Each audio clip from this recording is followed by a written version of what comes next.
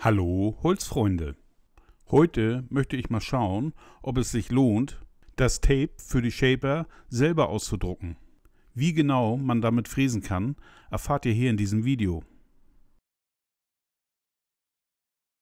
Als erstes rufe ich mir im Internet die Seite mit dem Domino Generator auf. Dann gebe ich die Abmaße meines Papiers, den Rand für oben und unten, links und rechts. Mit Generate generiere ich jetzt ein PDF, was meine Dominos enthält. Diese drucke ich dann auf einen handelsüblichen Tintenstrahldrucker aus. Das Papier, auf den ich drucke, ist ein Etikettenpapier DIN A4 selbstklebend. Gekostet haben mir hier 100 Blatt 14 €. Auf einem Blatt bekommt man so 2,7 Meter Dominos. Das wären bei 100 Blatt 270 Meter.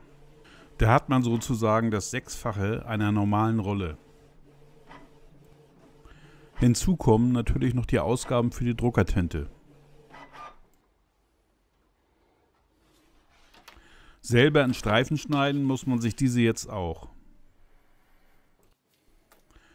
Das geht aber recht flott. Ich nutze hier ein Teppichmesser und ein Lineal.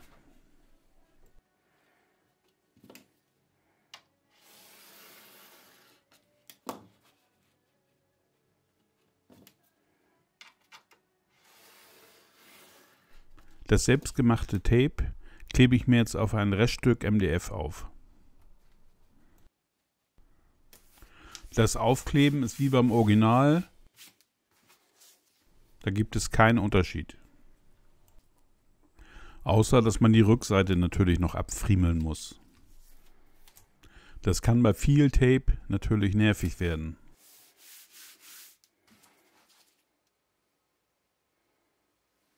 Beim Einscannen erkennt die Shaper das Tape ohne Probleme.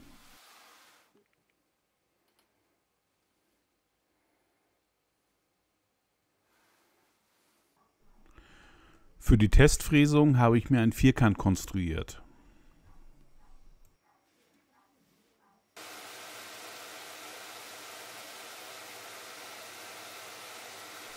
Zuerst fräse ich mir ein Positiv von meinem Modell heraus.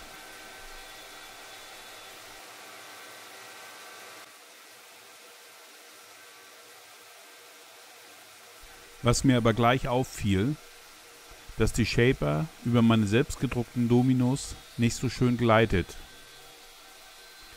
Es ist eher so ein etwas stumpfes Gefühl und man hat den Eindruck, als wenn die Shaper etwas mehr Kraft braucht, um umhergeschoben zu werden.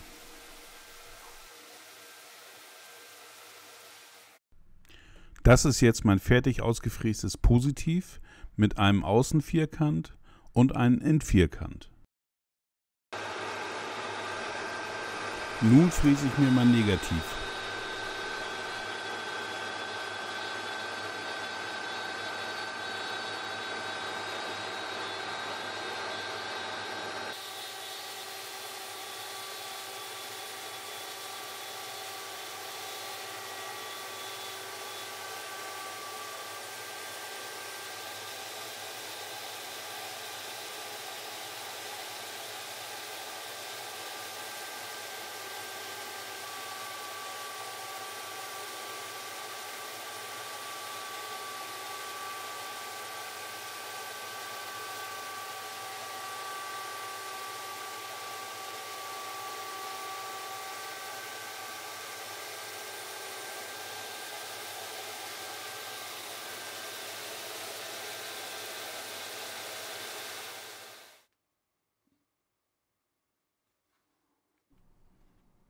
Passend tut mein Inlay zu 100%, auch auf Umschlag.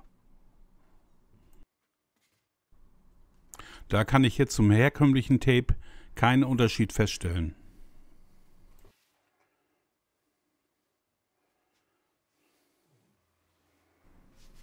Mein selbstgedrucktes Tape löste sich nach einiger Zeit teilweise etwas ab, sodass ich es nachkleben musste.